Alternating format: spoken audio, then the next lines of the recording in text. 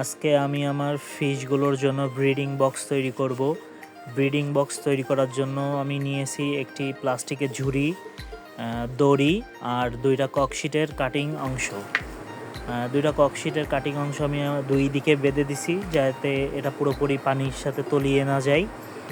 আর breeding box তৈরি করার মূল কারণ হচ্ছে আমাদের যে ফিশগুলো আছে সেগুলো বাচ্চা দেওয়ার পর মা মাছ তাদের বাচ্চাকে নিজেরাই খেয়ে ফেলে।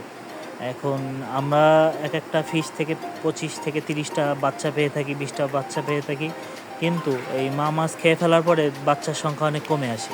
এই ব্রিডিং বক্স ব্যবহার করলে বাচ্চাগুলো একেবারে প্রপারলি আমি পাইতে পারবো। এই জন্য ব্রিডিং বক্সটা তৈরি করে ফেললাম। এখন আমি এর মধ্যে যে প্রেগনেন্ট মাছগুলো রয়েছে লোডেড অবস্থায় সেগুলো বেছে বেছে আমি এর মধ্যে দেওয়ার চেষ্টা করতেছি। এই একটা প্লাটি ফিশ আমি দিয়ে দিলাম ব্রিডিং বক্সের মধ্যে।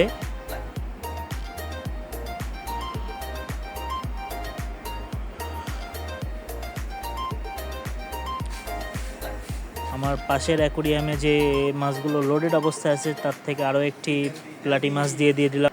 এখন এই মাছগুলো ব্রিডিং বক্সের মধ্যেই থাকবে। আর যে ছোট ছোট ছিদ্রগুলো দেখতে পাচ্ছেন ওর মধ্যে দিয়ে যে বাচ্চা হবে ছোট ছোট, সেগুলো ওই ছিদ্র দিয়ে নিচের পানিতে প্রবেশ করবে, আর মা মাছগুলো ওই ছোট বাচ্চাগুলোকে খাইতে পারবে না। এজন্য ব্রিডিং বক্সের ফলে একটা মা মাছ থেকে আমরা সর্বোচ্চ সংখ্যক বাচ্চাগুলোকে সেভ রাখতে পারবো। একে একে 3টি মাছই এর মধ্যে দিলাম যেগুলো লোডেড অবস্থায় রয়েছে।